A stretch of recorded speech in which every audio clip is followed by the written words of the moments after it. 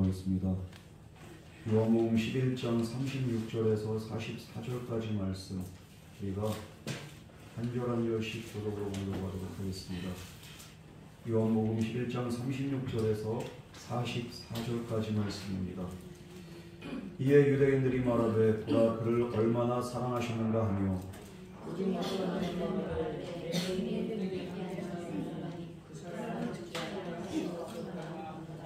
이에 예수께서 다시 속으로 비통히 여기시며 무덤에 가시니 무덤이 풀이라 돌로 막았거늘 예수께서 이르시되 돌을 옮겨 가시니 그 죽은 자의 이름이 말하라 때 그여 죽은 자가 나으리 되었으니 벌써 냄새가 나나이다. 예수께서 이르시되 내 말이 내가 믿으면 하나님의 영광을 보리라 하지 아니하였느냐 하시니 돌을 옮겨놓으니 예수께서 눈을 들어 물어보시고 이르시되 아버지여 내 말을 들으신 것을 감사하나이다. 항상 내 말을 들으신 줄을 내가 알았나이다.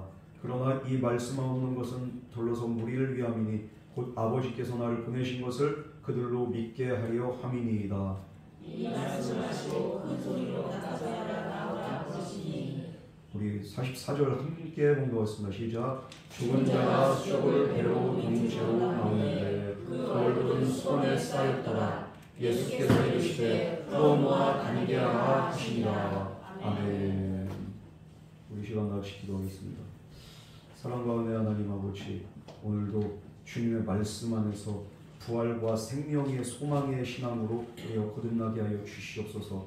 인간적인 생각으로 또한 이성적인 그 판단으로 우리가 하나님을 믿는 것이 아니라 하나님의 말씀을 붙잡고 하나님으로부터 그 아버지 생겨난 그런 온전한 믿음 가지고 우리가 승리할 수 있도록 이 시간 우리에게도 믿음 더하여 주시옵소서. 이 모든 말씀 거룩하신 예수님 이름으로 기도드렸습니다. 아멘. 지난 시간에 그 예수님이 우리가 이렇게 눈물을 흘리시는 그런 장면을 보게 됩니다. 이 35절 말씀에 보면 예수님께서 눈물을 흘리셨다고 이야기를 하고 있습니다. 짧은 문장이지만 얼마나 이것이 이렇게 또 지금 이렇게 말씀하는 것들이 깊은 의미를 담고 있는지 몰라요.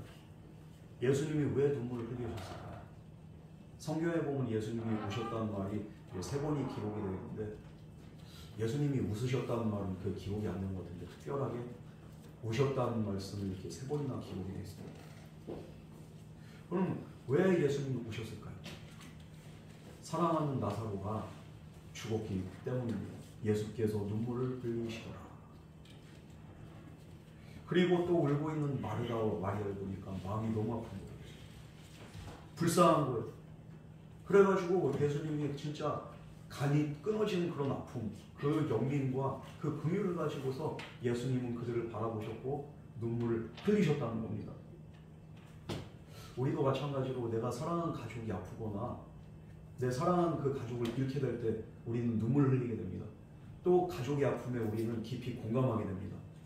특히나 자식을 낳은 그 부모 입장에서 내 자식, 내 배 아파 낳은 그 내 새끼가 아파하고 힘들어하고 고통스러워할 때 그거를 그냥 이렇게 웃어넘기는 부모가 없습니다. 너무 가슴이 찢어집니다. 왜냐하면 내가 사랑하는 내 가족이고 내 자식이기 때문이죠. 여기서 예수님이 우셨다. 이 말도 무엇입니까? 이들의 그렇게 아픔을 보고서 우리 예수님은 너무 사랑하는 자들의 그 아픔을 통감하시고 공감하시고 우셨다는 겁니다. 또 예수님이 우셨다는 말은 다른 말로 무슨 말을 말씀합니까? 예수님이 어떤 분입니까? 그리스도입니다. 살아계신 하나님의 아들이시고 살아계신 하나님 그 자체입니다. 말씀이 육신되어서 이 땅에 오신 그 살아계신 하나님의 그 말씀이시고 또한 언약이시고 예수님 또한 우리의 구원자가 되십니다. 그 살아계신 하나님이 오셨다는 것을 성경 말씀은 우리에게 기록하고 말씀하고 있습니다. 우리가 볼 땐 예수님은 저 멀리 계신 분이고 내 아픔과 저기 이렇게 동떨어진 냉혈한 같은 분이시고 우리가 아프든지 말든지 그냥 상관하지 않고 침묵하시는 공감이 전혀 없으신 그런 분이라고 때로는 느낄 때가 있습니다. 그러나 오늘 말씀을 통해서 우리에게 깨닫게 하신 하나님의 말씀 뭡니까? 예수님은 감정이 없는 분이 아니라 정말로 사랑하는 이들을 위해서 눈물을 흘리시는 긍휼과 자비와 사랑의 하나님, 그분이 바로 나의 주, 나의 하나님, 나의 예수님이라는 그 사실을 저와 여러분에게 성경 말씀 분명하게 말씀하고 있습니다. 그리고 우리의 아픔에 깊이 공감하시고 우리의 모든 상황에 공감하시는 분이 바로 예수님이라는 거예요. 이 예수님의 성품에 대해서 히브리서 4장 15절 16절 말씀 이렇게 말씀하고 있습니다. 우리에게 있는 대제사장은 우리의 연약함을 동정하지 못하시리가 아니오. 옛날 성경에는 체휼하지 못하시리가 아니오 이렇게 말합니다. 체휼이란 이 단어가 보니까 긍휼히 여기고 또 체감한다는 거예요. 그러니까 깊이 공감한다는 그 말입니다. 공감하기 때문에 동정을 하고 긍휼히 여긴다는 거예요. 모든 일에 우리와 똑같이 시험을 받으신 이로되 죄는 없으시니라. 그러므로 우리는 긍휼하심을 받고 때를 따라 돕는 은혜를 얻기 위하여 은혜의 보좌 앞에 담대히 나아갈 것이니라. 우리 주님께서 긍휼하시고 긍휼히 여기시고 그리고 공감하시는 여러분, 그러므로 우리의 아픔에 공감하시기 때문에 예수님이 눈물을 흘리셨다는 거예요. 우리는 누구를 위해서 눈물을 흘립니까? 누구를 사랑합니까? 사랑할 만한 가치가 있는 자를 사랑하고요. 정말로 내가 사랑하고 그 사람을 위해서 울 만한 가치 있는 자를 위해서 우리가 함께 눈물을 흘리고 함께 아파합니다. 그럴 만한 가치가 있기 때문이죠. 그래서 사랑과 눈물, 이거는 또 무엇으로 이렇게 상관관계가 있습니까? 바로 그 사람에 대한 가치와 직결되는 거예요.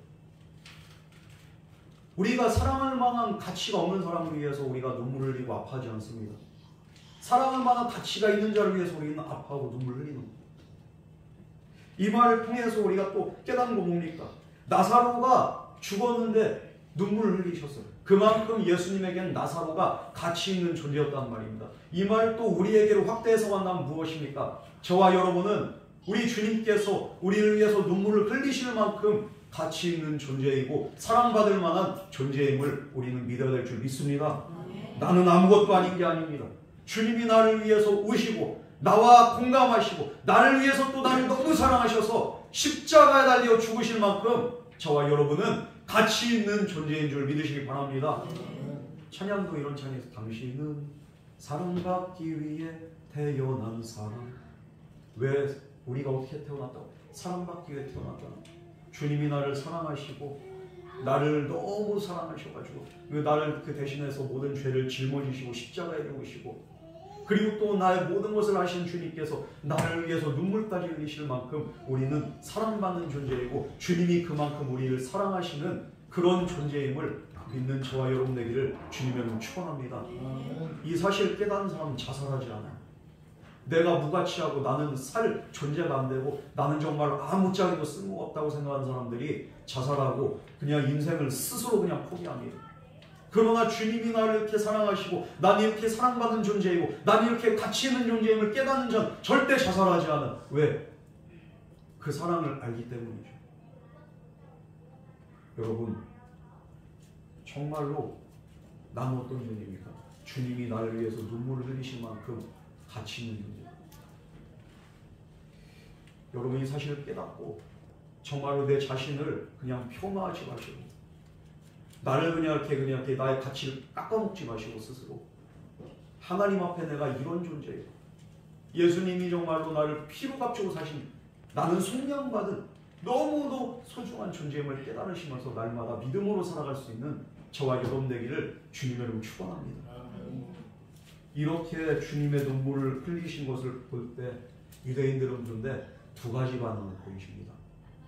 먼저 36절에서 37절 말씀 우리 다 같이 공부하겠습니다. 시작.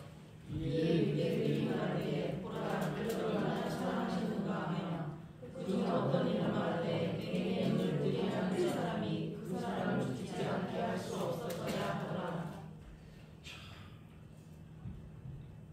한 그 부류의 사람들은 예수님이 무리들과 함께 우시는 모습을 보고 어떻게 말합니까? 예수님이 이만큼 나사로를 사랑했구나.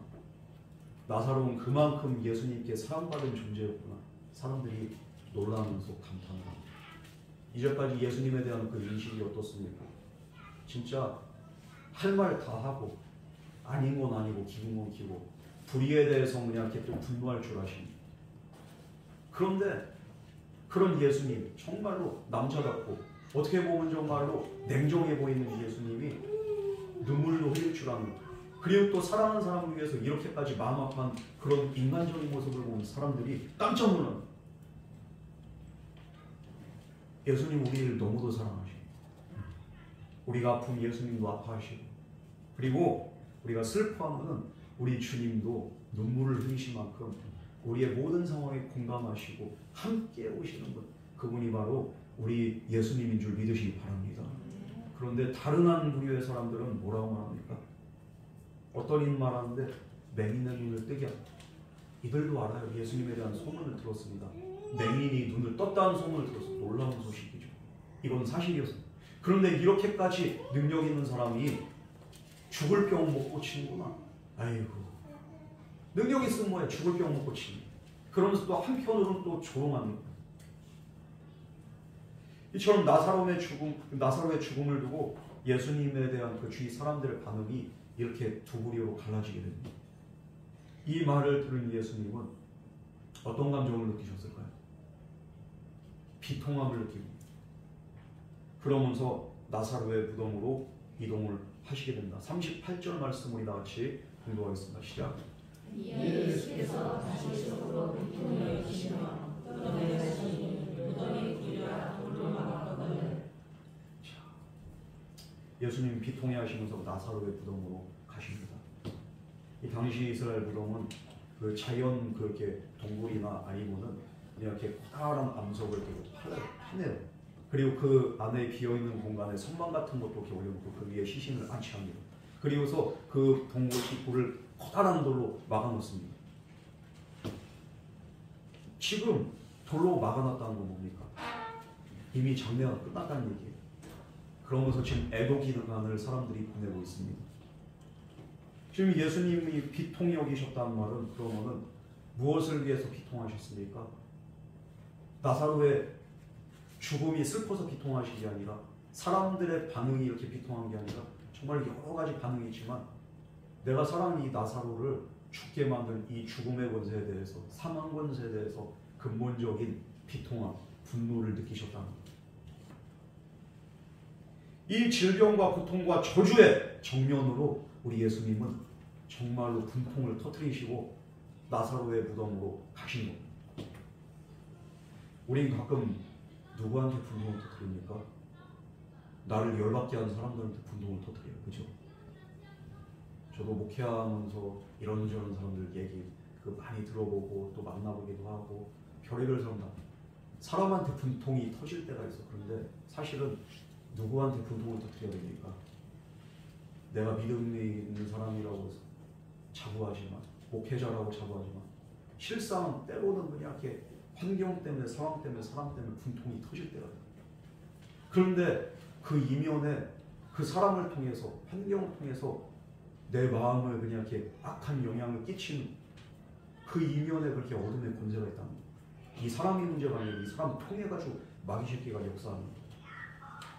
그것을 깨닫지 못하고 우리는 그 사람에 대해서 분노하는 거예요. 아유, 저놈의 죽이니까.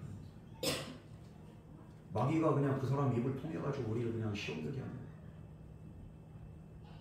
그러므로 우리가 정말로 누구를 향해서 분통을 터뜨려야 되느냐? 바로 죄와 사망의 권세, 거짓의 권세, 어둠의 권세를 향해서 근본적인 우리가 분노를 느껴야 되는 거예요. 사람을 향해서가 아니라. 예수님은 바로 이 죽음의 권세, 정말로 어둠의 권세를 향해서 비통히 여기시면서 분노를 터뜨리셨습니다.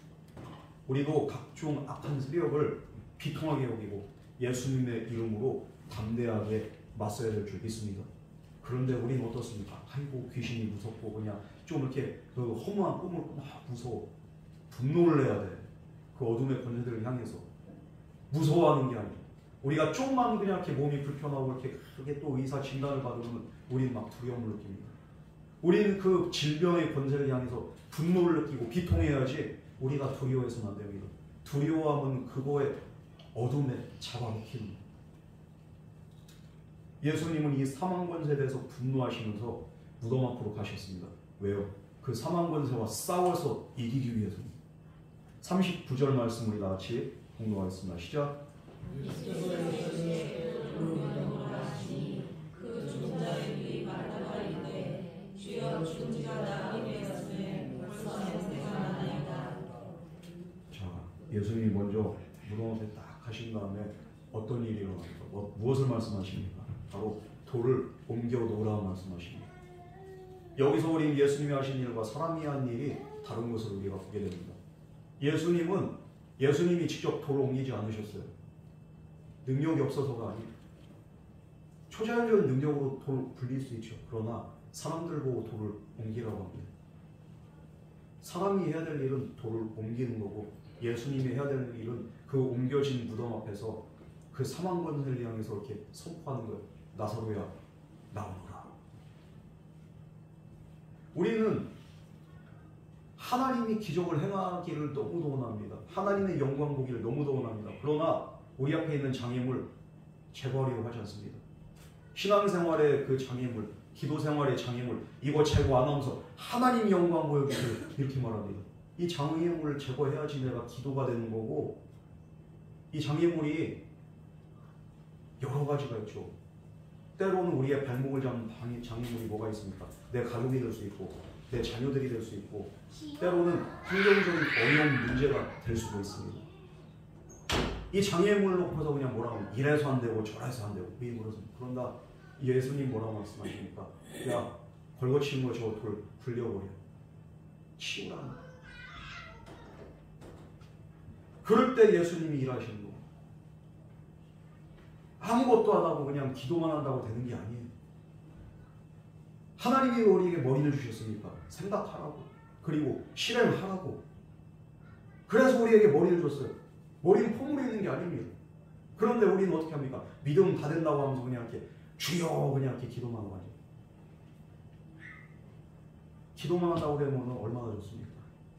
그런데 우리가 또 해야 될 일들이 있는 겁니다. 우리가 해야 될, 마땅히 해야 될 일을 하면서 하나님의 도우심을 구하실 때, 그럴 때 하나님께서 역사하시는 거예요. 우리가 부흥을 놓고 기도합니다. 부흥을 놓고 기도하면 우리가 무엇을 해야 됩니까? 부흥되기를 원한다면 우리가 뭘 해야 되는 거죠? 전도해야지. 전도 안 하면서 주여 부흥시켜 주시옵소서. 백날 천날 기도해봐라. 주여 우리 가족 구원해 주세요. 백날 천날 기도해봐라. 가족 구원되는지. 기도만 할 게 아니라 해야 될 일을 해야지. 가족한테 듣든지 안 듣든지 전해야 될 거 아닙니까? 내 주변 이웃들이 오든지 안 오든지 그 사람들 어떻게 해서든 강권에서 끌어다 데려와야 될 거 아니에요. 말씀의 자리. 그런 것들을 하나도 안 하면서 그냥 부흥시켜 주시옵소서. 우리는 아무것도 안 하고 그냥 기도만 하려고. 그러면서 하나님의 그냥 또 영광 보기를 원합니다. 그건 요행을 바라는 거죠. 학생은 공부를 열심히 해야 됩니다. 그러면서 하나님의 지혜를 강조하고, 또 당일날 컨디션도 중요하죠. 우리가 공부 평상시에 잘해도 당일날 컨디션이 제대로 안 되면은 이건 말짱합니다. 그러나 모든 것들 그냥 이렇게 내가 이렇게 공부 열심히 하면서 컨디션 조절하면서 그 외의 모든 결과나 모든 것들은 하나님께 맡기는 거예요. 내가 할 수 없는 영역들에 대해서. 그럼 하나님이 도와주시고 하나님이 일하십니다.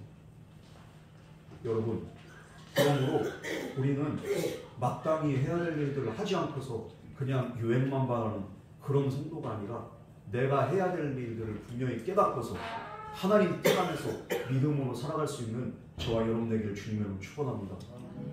어떤 성도는요, 병원 가는 게 그냥 믿음 없는 행위라고 해서 병원을 안 가요. 의사 진단받고 처방받고 치료받아야죠. 우리 하나님께서 고치시는데 의사의 손을 통해서도 고치시기도 하십니다. 사람을 통해서 역사하시는 거예요. 아무런 그냥 적정 없이 그냥 하는 게 아니에요. 그런데 우리는 그냥 가만히 앉아있고 그냥 기도만 하면 다 되는 거 아니에요. 건강관리도 잘해야 되고, 의사 그 진단도 잘 받아야 되고, 의사가 하라는 대로 치료 그 약도 잘 복용해야 되고, 그러면서도 또 기도할 때 주님께서는 반드시 치유하시고 또 문제도 해결해 주시고 주님이 일하시는 줄 믿으시기 바랍니다. 우리 예수님이 돌을 굴리라고, 이들은 어떻게 반응합니까? 그런데 돌을 굴리라고 하는데 말이 많아 사람. 죽은 노이 마르다가 말하되 이르되 주여 죽은 지가 나흘이 되었음에 벌써 냄새가 나나이다. 돌 굴리라고 이렇게 옮기라고 하는데 왜 이렇게 말이 많아? 이미 4일이 지났으니까 가만 없다는 얘기예요. 지금 헛수고입니다. 예수님. 이미 냄새가 나는데요. 이미 썩어 문드러졌는데요. 어떻게 살아납니까? 살릴 수 없다는 말이죠. 마르다가 믿음이 없어졌습니까? 이 마르다는 하나님의 전지전능하심을 알고 부활의 믿음도 있어요. 그리고 또 그 지난 시간 24절 27절에 분명히 고백합니다. 예수님 내가 믿습니다. 아나이다 하나님 믿나이다. 그렇게 고백합니다. 그러나 이런 신앙 고백이 있었음에도 불구하고 마르다는 예수님 앞에서는 아멘 했는데 무덤 앞에 딱 가니까 다시 현실에 그냥 이렇게 눈이 떠지는 거예요. 이게 어떻게 가능해요? 정말 예수님이 이렇게 명령할 때 우리가 믿음으로 순종하면은 분명히 기적이 나타나는데 우리는 순종을 하기보다는 어떻게 합니까? 상황을 얘기하고 그리고 또 사람을 얘기하고 환경을 얘기하고 이래서 안 되고 저래서 안 되고 저래서 안 되고 자기 합리화시킵니다. 오히려 주님 말씀에 순종하려고 하는 게 아니라 주님을 설득을 시키려고 해요. 이래서 안 되고 저래서 안 되고 저래서 안 됩니다. 예전에 정주영 회장이 현대 건설하고서 현대 건설하고 이제 조선업도하고 여러 계열사가 있잖아요. 처음부터 이렇게 여러 계열사가 있지는 않았죠. 이것도 해보고 저것도 해보고 막 해보다 보니까 계열사들이 생기고 이것저것 이렇게 또 일들이 생기고 회사의 규모가 점점 커집니다. 이런 거 하기 전에 조선업 하기 전에 어떻게 했겠습니까? 배를 안 만들어봤어 우리는. 우리나라는 조선업을 해본 적도 없고 안 됩니다 회장님. 또 뭘 해보자고 하면 현대 건설 한번 만들어. 처음엔 자동차 공장을 시작하는 거잖아요. 아니 우린 자동차만 하는데 어떻게 현대 건설을 만들고 우린 건설업에 대해서 아무것도 모른다. 이거 어떻게 합니까? 이걸 하려고 할 때마다 여러 가지 이렇게 반대 부딪힙니다. 그때 정주영이 뭐라고 합니까? 그때마다 밑에 사람들한테 이보시오. 해봤어? 해보고 그런 얘기 하는 거예요? 그러면은 아무도 말을 못하는 거예요. 해보고 안 되면 그때 가서 얘기하고 해봤냐고. 해보지도 않고서 왜? 그래가지고 도전하니까 오늘날 현대가 세계적인 불치의 기억이 되는 거예요. 일반인들과 이 재벌이나 이렇게 앞서간 사람들의 차이가 뭡니까? 이 사람들도 똑같은 조건이고 똑같은 환경이지만 그 사람들은 되든 안 되든 해보는 걸 시도해보는 거예요. 안 돼도 그냥 이렇게 될 수 있도록 계속 이렇게 노력을 합니다. 근데 우리 일반인들은 어떻습니까? 안 된다면 그냥 이렇게 객관적인 현실 앞에 그 자료 앞에 그냥 딱 수긍을 합니다. 이래서 안 되고 저래서 안 되고. 정주영이 믿는 사람도 아닌데 믿음이 없는 사람인데도 불구하고 정주영은 어떡합니까? 이런 도전정신이 있어가지고 그래가지고 해보는 거예요. 하물며 우리는 하나님을 믿는다는 저와 여러분들은 믿음이 있다고 하면서도 예수님이 돌 굴리어라. 예수님 안 되겠는데요.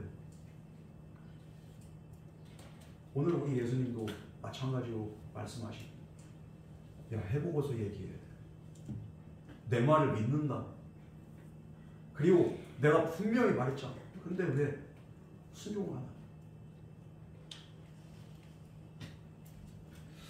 여러분 정말 이 마르다의 신앙 고백이 일반적인 신앙 고백이지 이게 정말 온전한 신앙 고백이 아니에요. 주님 믿습니다 하지만 현실의 문제 앞에서 우리도 마찬가지.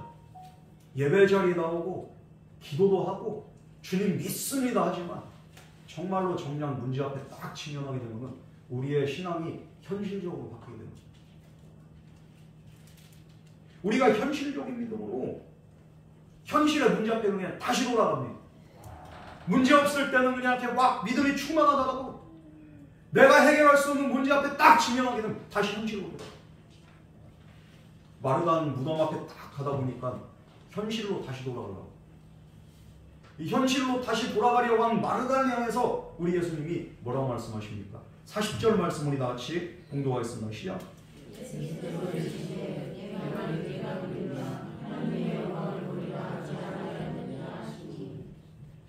예수님은 앞서서 나사로의 병은 무슨 병이라고 했습니까? 죽을 병이 아니라고 했습니다. 하나님의 영광을 위한 것이며 이 일을 통해서 하나님의 아들이 영광을 받게 될 것이다. 예수님이 분명히 말씀하셨습니다. 이 앞서서 하신 말씀을 두고서 예수님이 말씀하신 거예요. 내 말이 내가 믿으면 하나님의 영광을 보리라 하지 아니하였느냐. 그런데 왜 다시 이렇게 현실적인 믿음으로 돌아가냐. 예수님은 이 마르다에게 전에 하셨던 말씀을 다시 한번 상기시키십니다. 우리가 현실적인 믿음으로 돌아가는 이유는 무엇입니까? 믿음이 없어서 그래요. 영적인 원리를 몰라서 그래요. 영적인 원리는 뭡니까? 믿으면 하나님의 영광을 본다는 거예요. 그런데 얼마나 믿느냐가 중요하죠. 얼마나 믿냐. 사람들은 하나님의 영광을 보여주면 믿겠다고 합니다. 여러분들도 마찬가지, 저도 마찬가지. 주님 먼저 보여주세요. 그럼 내가 믿겠습니다. 복음 믿겠다는 것은 이건 영적인 믿음이 아니에요. 인간적인 믿음이고 인본주의적이고 이성적인 믿음입니다. 실존적인 걸 확인한 다음에 믿는 거예요. 이건 사실 확인이죠. 믿음 아니에요. 예수님 오늘 저와 여러분에게도 말씀하십니다. 믿으면 하나님의 영광을 보리라. 요한복음 20장 29절 말씀에 도마가 예수님 이렇게 나타나기 전에, 부활의 주님 보기 전에 그걸 어떻게 합니까? 내가 그 옆구리에 손가락을 넣어보고 못 자국 난 손과 발을 만져봐야지 내가 그 예수님을 봐야지 내가 믿겠다 이걸. 예수님이 부활하시고 제자들 앞에 나타나셨을 때 그 자리에 도마는 없었습니다. 그러니까 제자들의 말을 듣고는 에이 무슨 소리야, 말도 안 되는 소리야, 난 절대 못 믿어, 내 눈으로 확인하기 전에 절대 못 믿어. 그런 도마 앞에 예수님이 제자들 앞에 다시 한번 나타나요. 그 자리엔 도마도 있었습니다. 내가 보고 믿느냐? 이제는 보지 않고 믿는 자가 되라. 보지 않고 믿는 자가 더 복되도다.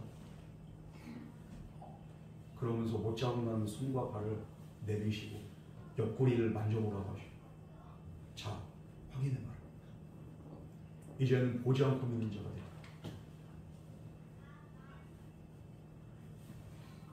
우리는 자라온 환경이나 교육, 경험, 이성 이런 거에 의해 가지고 사실적으로만 믿을 수 있는 그런 사람들이야. 사실 확인이 안 되면 믿을 수가 없어. 그러나 예수님은 오늘도 단도직입적으로 말씀하십니다. 네가 나의 말을 믿으면은 하나님의 영광을 보리라. 여러분, 믿음은 이성이 아니에요. 이성의 산물이 아니라 은혜의 산물입니다. 이런 믿음은, 보지 않고 믿는 믿음은 내 안에서 절대로 나올 수가 없습니다. 바로 하나님이 저와 여러분에게 주시는 은혜의 선물이 바로 믿음인 줄 믿으시기 바랍니다. 믿어지는 게 은혜의 법입니까? 우리가 뭘 이 믿음을 가지려고 애쓴다고 해서 믿음이 저절로 생긴 게 아니에요. 하나님 앞에 겸손하게 우리가 은혜를 구할 때 선물로 주신 게 바로 확실한 믿음인 줄 믿으시기 바랍니다. 그러므로 우리는 하나님의 은혜로 믿음을 달라고 간구해야 돼요. 이 은혜가 없으면 우리는 그냥 신앙생활 형식이 되지, 이게 믿음이 아니라니까요. 그냥 종교생활 하는 거예요. 오늘날 교회를 다니지만 얼마나 많은 종교인들이 있습니까? 이 사람들이 믿음이 있습니까? 아니요, 없습니다. 현실의 문제 앞에 그냥 바로 꼬리를 내립니다. 이게 바로 인간적인 믿음이라고 할 수 있어요. 상황과 환경에 따라서 바뀌는 거예요. 좋을 때는 좋고 안 좋을 때는 그냥 아주 그냥 지하 10층이 보여 그냥 그 밑으로 떨어지는 거예요. 나락으로 추락합니다. 그러면서 시험 들었다고 예배 안 나오고 교회 안 나오고 이게 믿음입니까?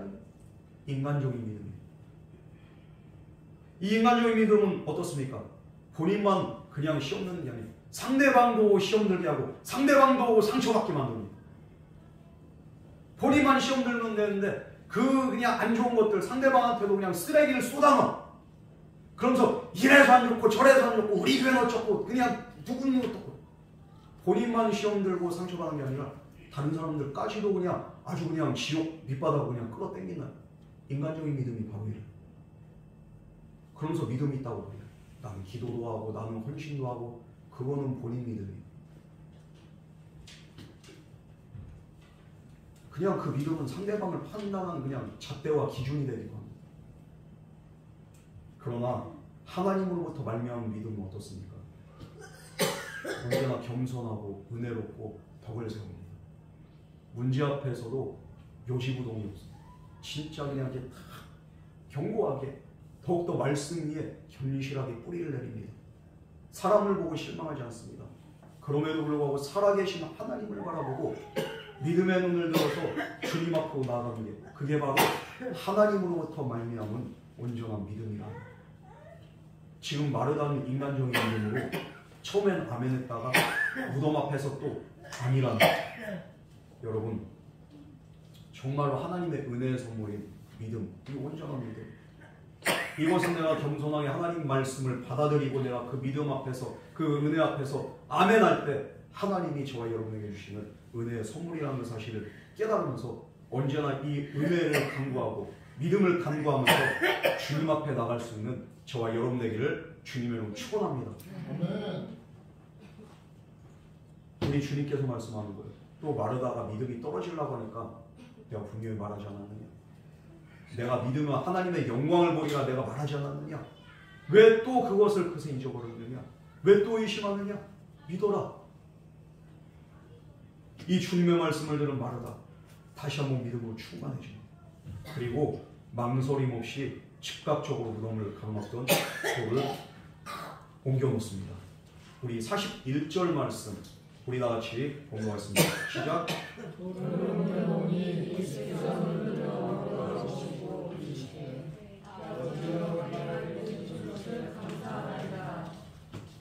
사람들이 나사로의 그렇게 무덤을 막고 있던 돌을 그냥 굴려놓습니다. 이 굴리면서도 생각할 거예요. 이게 뭔 일이오 도대체. 아이고. 아니 사람이 죽어가지고 썩어서 이렇게 문드러진 시체밖에 없는데 지금 뭐 하자는 거? 이거 굴려서 뭐 하자는? 그러면서도 그냥 현타가 왔을 거예요. 요즘 말로 현타 온다고 하죠. 일을 하면서 내가 왜 이거를 그렇지? 헛웃음도 나오고 참 진짜 미쳤어. 현타가 와.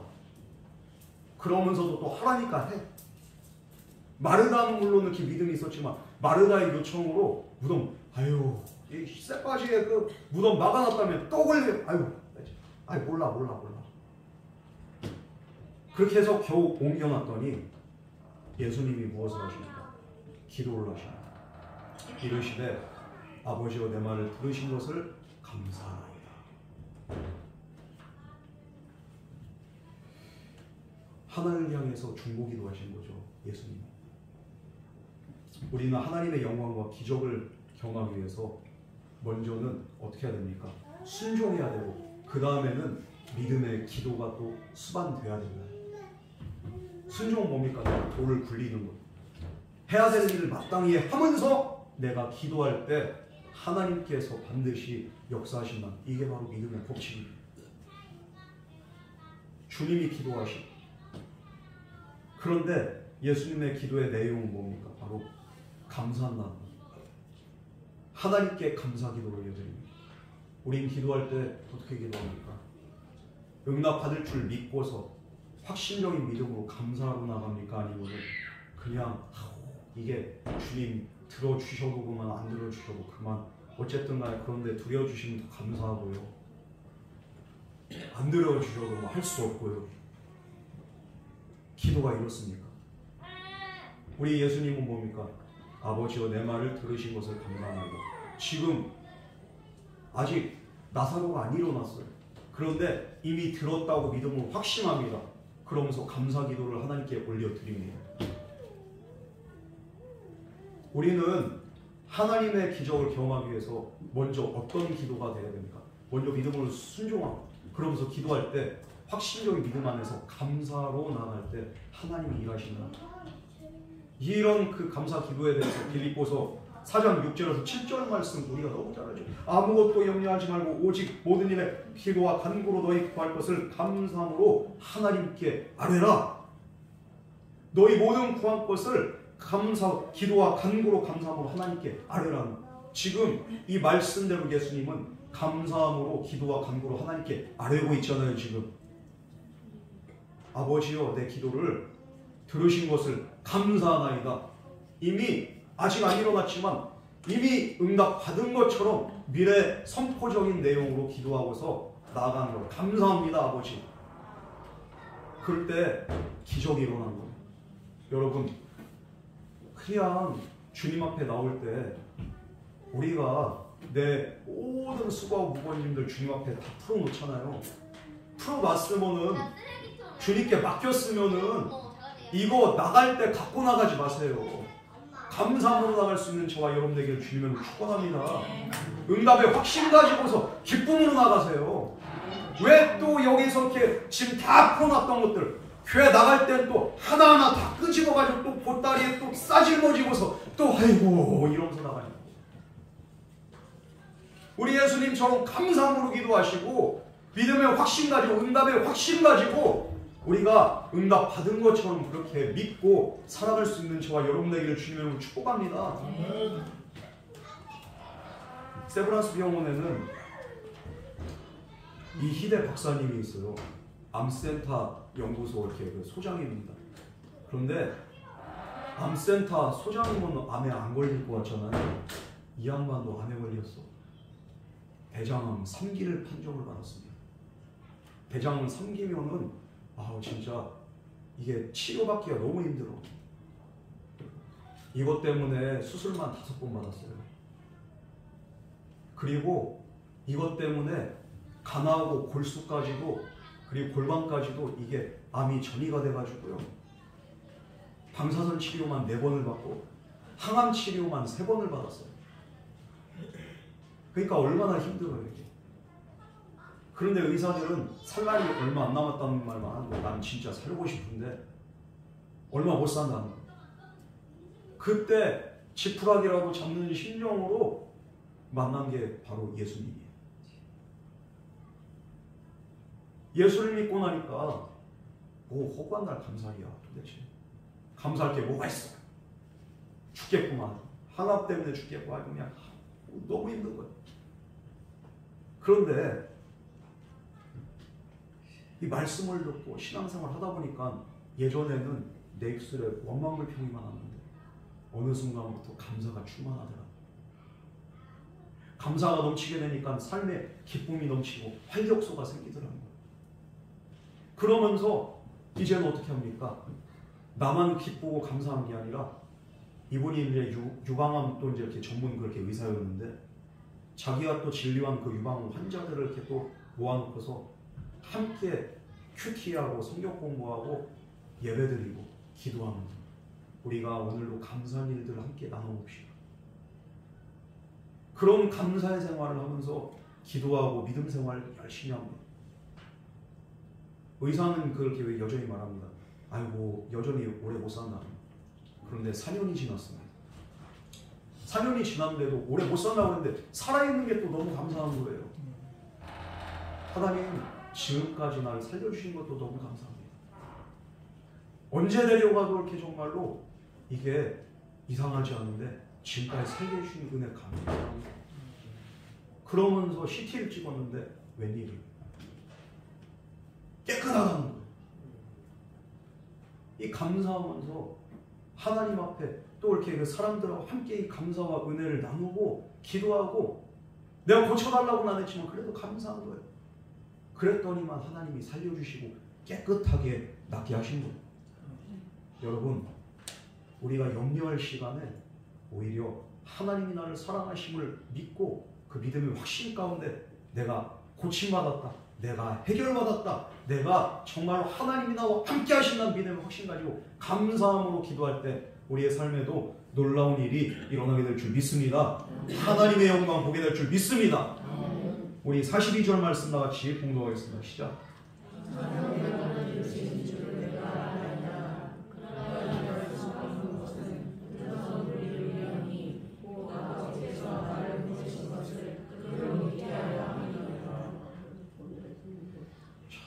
우리가 기도할 때 예수님께서 항상 내 말을 들으신 줄을 내가 아나이다. 지금까지도 하나님은 한 번도 예수님의 그 기도와 그 요청을 한 번도 외면한 적이 없어요. 이것을 믿음으로 고백합니다. 우리도 마찬가지. 이 말씀 통해서 우리가 알아야 되는 겁니다.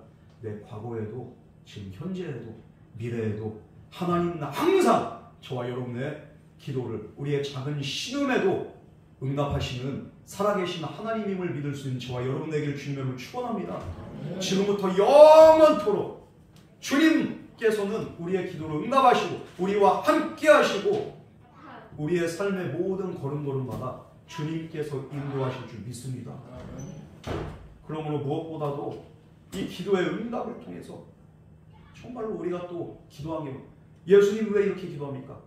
주님 아버지 내가 이렇게 기도드린 것은 그럼에도 주님께서 항상 아버지께서 항상 내 기도를 들어주시지만 이렇게 사람들 앞에서 기도드린 건 뭡니까? 아버지께서 나를 보내신 것을 그들로 믿게 하기 위함입니다. 사람들 앞에서 크게 기도합니다. 그 기도의 내용이 응답된 것을 사람들로 하여금 보게 하시고 그러면서 이 응답의 그렇게 역사를 통해서 정말로 예수님이 하나님 아버지가 보내신 자임을 믿게 하기 위해서 사람들 앞에서 의도적으로 믿음을 선포하셨습니다. 그 믿음의 선포대로 하나님은 일하셨습니다. 우리 43절에서 44절 말씀 우리 다같이 공독하겠습니다. 시작. 이 말씀하시고 큰 소리로 사자가 나오라 하시니 죽은 자가 수족을 배로 동인 채로 나오는데 그 얼굴은 수건에 쌓였더라. 예수께서 이르시되 풀어놓아 달리하라 하시니라. 이 기도를 마치고 예수님이 선포하십니다. 나사로야 나오라! 예수님이 선포하실 때 그 선포의 그 말씀을 듣고 죽은 자가 살아났습니다. 일어났어요. 이것은 예수님의 생명과 부활과 소망의 외침입니다. 지난날의 눈물이 다 사라지고 이제 모든 문제가 해결되는 응답의 외침, 선포의 외침입니다. 그러자 손발을 천으로 감싸고 얼굴이 이렇게 천에 가려졌던 방금 전까지만 해도 썩어 문드러졌던 나사로의 세포 하나하나가 이렇게 다 소생하고 살아나고 그 모든 것들이 그냥 이렇게 온전히 살아나 호흡이 돌아오고 영혼이 돌아오고 나사로는 움직이기 시작합니다. 나사로가 나올 때 수족을 배로 동인 채로 나오는데 예수님이 또 뭐라고 합니까? 사람들에게 풀어놓아 다니게 하시니 뭡니까? 니들 눈으로 직접 확인해라.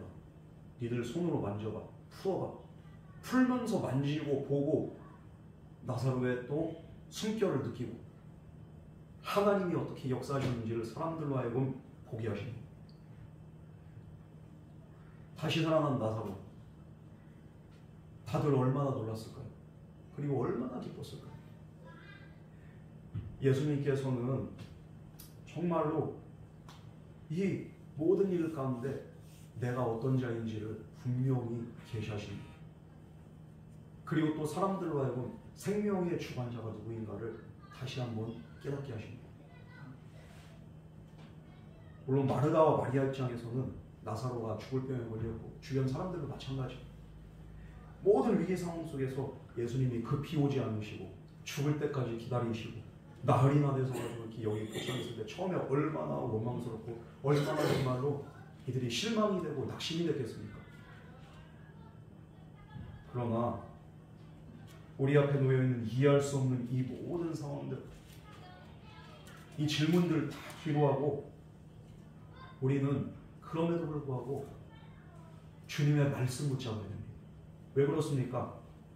오히려 이런 모든 상황들이 하나님의 약속이, 하나님의 말씀이 이루어질 기회가 될 수도 있기 때문입니다. 이 약속의 말씀 성취하기 위해서 주님께서 이렇게 기다리셨구나. 그리고 이 일을 통해서 하나님의 영광을 우리가 볼 수 있었구나.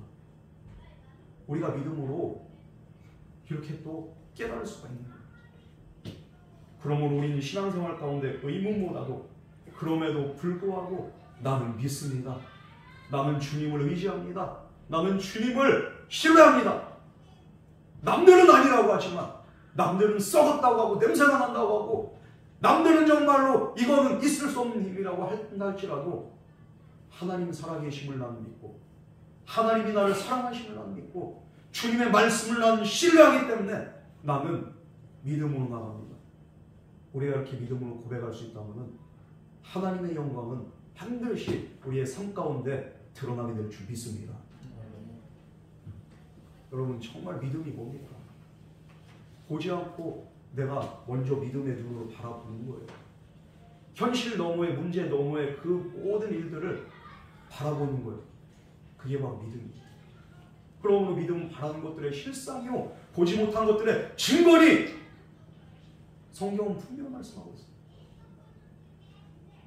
내가 현실을 넘어서 이미 앞서서 바라보는 그것들이 현실이 되는 거예요.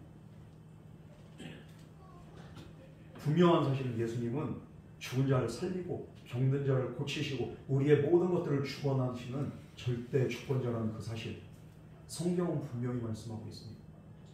이 사망 권세를 이기신 예수님을 믿고 주님 앞에 나아갈 때 우리는 부활의 기쁨을 우리가 정말로 노래할 수 있고 삶의 희망과 소망을 노래할 수 있는 거예요. 얼마 전에 인천으로 그 목회지 이렇게 임지로 옮길 그 동기 목사한테 전화가 왔어요. 가기 전에는 그래도 그냥 교회 건물도 있고 그래도 성도들도 있고 부목만 10년 했거든요, 지금. 그래, 그 단독 목회 하면 그래도 이렇게 그 부목 때보다는 이렇게 좀 많이 이렇게 편할 거야. 그래도 이렇게 기대감 가지고 갔어. 그런데 이 기대감이 한 2주 지나니까 나한테 전화가 가지고, 야, 왜 이렇게 힘드냐? 간지 얼마나 됐다고 힘들다고 그래. 목사, 그러지 마로. 야, 나 때보단 낫잖아, 너네는. 나 처음 우리 교회 왔을 때 몇 명이 온 줄 알아, 성도가? 야, 그래도 기본 바탕이 그래도 거의 30명 가까이 되잖아, 그쪽에. 그러면 나보다 나은 거야. 목사, 왜 그래? 이제 죽는 소리하고 앉아있어. 네가 네 입장 되면은 나는 그냥 더 할렐루야만. 목사끼리도 그냥 이렇게 또. 네가 내 입장을 하고 모르는데, 그렇게 걱정되면 교회에서 살던가. 나도 초반에 그냥 이렇게 교회에서 맨날 처리하고 그랬어. 하도 깝깝해가지고. 그 얘기 하다 보니까 이제 저절로 회개가 되는. 요즘엔 왜 그렇게 합니까? 초반에는 그렇게 했는데 이 기도 안 하면 진짜 안 되겠는 거예요. 그런데 하나님 살아계시니까 또 기도의 자리로 나가는 거예요. 그렇게 하다 보니까 하나님이 그래도 지금까지 인도하시는 거예요. 제가 그 얘기하면서 제가 그냥 이렇게 또 은혜 받고 그 얘기하면서 또 옛날 생각나고 또 그때 그냥 이렇게 뜨거웠던, 왜 지금은 근데 이렇게 또 뜨겁지 않을까? 이게 또 현실에 그냥 이렇게 또 이렇게 적응하게 돼요. 다시 이렇게 또 그 열정으로 그 은혜로 살아야겠다. 이런 생각이 있는 게 저 안에 이렇게 살아오고 이렇게 숨쉽니다. 여러분, 하나님은 살아계십니다. 그 믿음으로 하나님 앞에 나아갈 때 우리의 모든 무거운 다 내려놓을 때 주님께서 감당하시고 주님께서 인도하시고 주님께서 응답하실 줄 믿습니다. 수고하고 무거운 짐진 자들아 다 내게로 오라. 내가 너희를 쉬게 하리라. 이 주님을 믿으면은 주님이 분명 말씀하십니다. 너는 믿을 때 하나님의 영광을 네가 보게 될 것이다.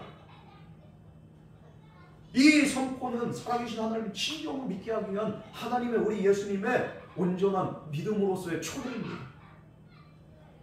여러분, 참된 신앙생활 이거에 뭡니까? 바로 영원한 생명을 주시는 하나님의 은혜를 최고의 기쁨으로 여기면서 우리가 믿음으로 살아가는 게, 그게 바로 참된 신앙생활입니다. 누가 뭐라고 하든지 간에 내 삶의 환경이 어떻든지 간에 이거와 상관없이 살아계신 하나님의 말씀이 오늘도 나를 온전히 전적으로 인도하고 그 말씀 붙잡고 내가 믿음으로 살아갈 때 하나님 역사하는 거예요. 그러므로 이 나사로의 무덤 같은 세상에서 문제 앞에서 우리가 낙심하지 말고 주님을 의지하는 그런 진정한 믿음의 고백으로 우리의 삶 가운데서도 아무개야 나와라, 이 주님의 이 생명의 음성, 은혜의 기쁨의 그 외침을 들을 수 있는 저와 여러분 되기를 주님을 축원합니다. 우리 이 시간 같이 기도하겠습니다. 사랑과 은혜 하나님 아버지, 오늘도 믿음 없는 우리를 이 은혜의 자리로 불러 모아주시고 우리에게 믿음도 하시고 우리에게 말씀하신 주님 감사드립니다. 믿음이 없어서 때로는 하나님의 영광을 보지 못하고, 믿음이 없어서 입술로 다 까먹고 하나님의 뜻과 하나님의 역사를 제한하는 이 어리석고 못난 우리들, 오늘도 말씀 통하여서 믿음도 하여 주시며 감사드립니다. 믿음이 모든 것을 이기고 믿음만이 우리의 소망이 되고 믿음만이 우리로 하여금 하나님의 영광을, 기적을 경험케 하는 줄 믿습니다. 주여, 이 믿음으로 살아갈 수 있도록 우리에게 은혜도 하여 주시옵소서. 이 모든 말씀 거룩하신 예수님 이름으로 간절히 기도드렸습니다. 아멘.